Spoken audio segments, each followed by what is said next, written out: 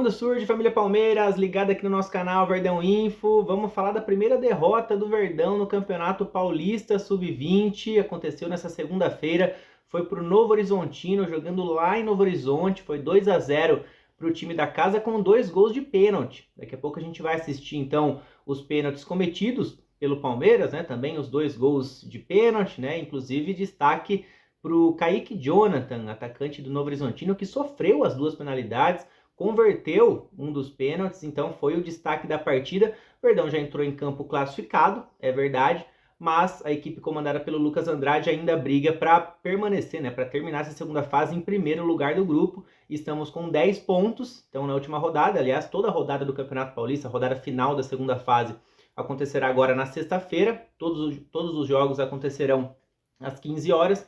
O Palmeiras enfrenta o Ituano, que é o lanterninha do grupo, fez só 1 ponto em 5 jogos, então basta uma vitória simples jogando em casa, jogando lá na Academia de Futebol 2 em Guarulhos, que o Palmeiras termina então na liderança. E detalhe para esse segundo lugar aí que vai pegar fogo, hein? Vai ter Guarani e Novo Horizontino lá no Brinco de Ouro em Campinas.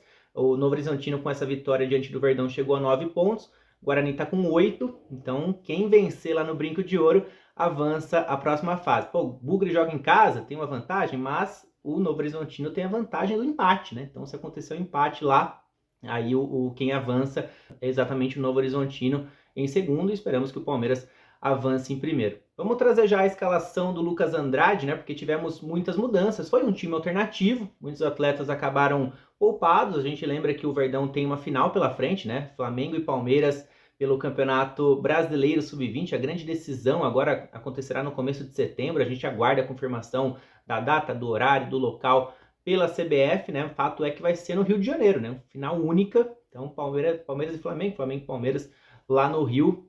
Então, claro, muitos jogadores preservados, né? Enfim, e também outros jogadores que estão já em situação de saída, né? O Pedro Lima, por exemplo, com saída iminente lá para o Norwich da Inglaterra, já não atuou contra o Novo Horizontino. Mesma coisa do Michel, zagueiro, né? Surgiu uma informação nessa terça que ele está indo para a Grécia também por empréstimo, né? Para um time lá. Então, esses 2 atletas já não atuaram, entre outros jogadores poupados. Mas tivemos titulares sim. Então, ó, o Palmeiras jogou com o Aranha no gol, voltando, né? Fez uma excelente copinha e depois não teve uma sequência tão grande ao longo do ano. Agora está voltando à meta alviverde. O Kaique viajou com os profissionais para a Colômbia, onde enfrentaremos o Deportivo Pereira nesta quarta-feira pela Libertadores. Na lateral direita, o Gilberto. Na lateral esquerda, o Arthur. A zaga formada pelo Vitor Reis e pelo Pedro Felipe. Pode ser que essa seja a zaga até o final da temporada, né? Já que o Michel está de saída.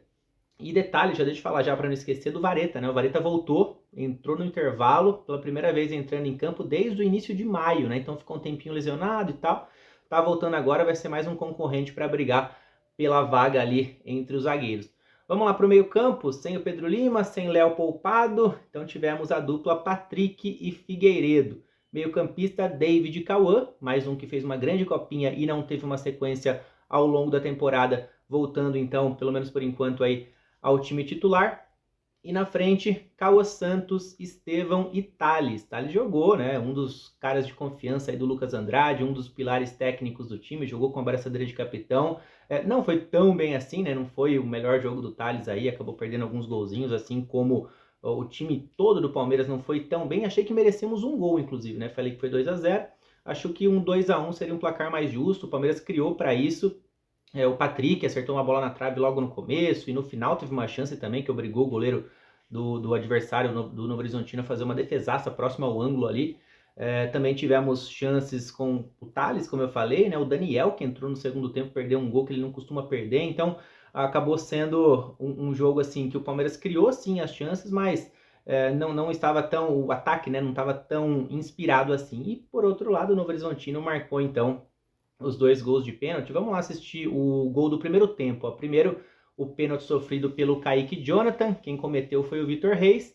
E aí na cobrança, o próprio Kaique Jonathan desloca o Aranha e abre o placar. Esse gol foi no finalzinho do primeiro tempo. Aí no intervalo entra o Vareta, né, como eu falei agora há pouco, e entra no lugar do Figueiredo, que estava amarelado. Então o Lucas Andrade promove ali um esquema diferente, com 3 zagueiros, pelo menos no início, até o meio ali do segundo tempo.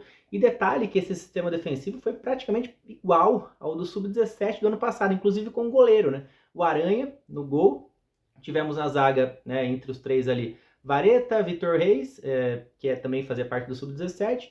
Nas laterais, Arthur e Gilberto, né? Então quase que uma reedição aí do sistema defensivo do Sub-17 do ano passado, com uma única mudança, né? O Pedro Felipe jogando ao invés do Benedetti, que continua na categoria abaixo, né?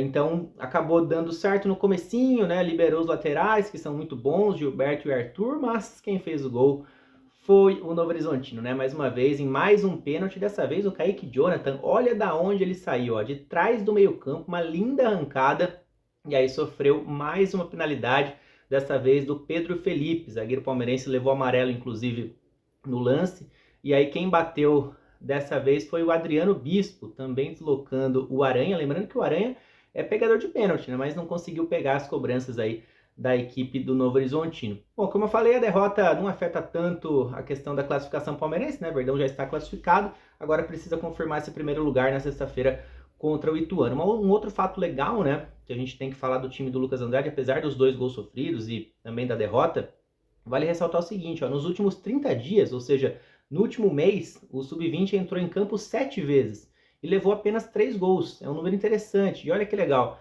os 3 gols sofridos foram de pênalti, exatamente. Então, o último gol que o Palmeiras sofreu com a bola rolando foi naquele 3-3 contra o Botafogo, na ida das quartas de final do Campeonato Brasileiro Sub-20. Aí teve a volta contra o Botafogo, aplicamos 4-0, teve os 2 jogos contra o Corinthians, 5-1, esse gol do Corinthians foi de pênalti, e na volta 1-0 lá em Itaquera, com aquele gol do Pedro Lima, e ao longo aí também desse mês também tivemos partidas de Campeonato Paulista, teve um 0-0 contra o Guarani, teve um 6-0 contra o Guarani, e agora esses 2-0 contra o Novo Horizontino, perdemos com 2 gols exatamente de pênalti, tá? Então a gente vai ficando por aqui. Se você gostou do vídeo, das informações, já comenta aqui embaixo, que é sempre importante, vamos debater, deixa o like e compartilha com aquele seu amigo que gosta de categorias de base, fechou? Tamo junto, galera, valeu, até mais!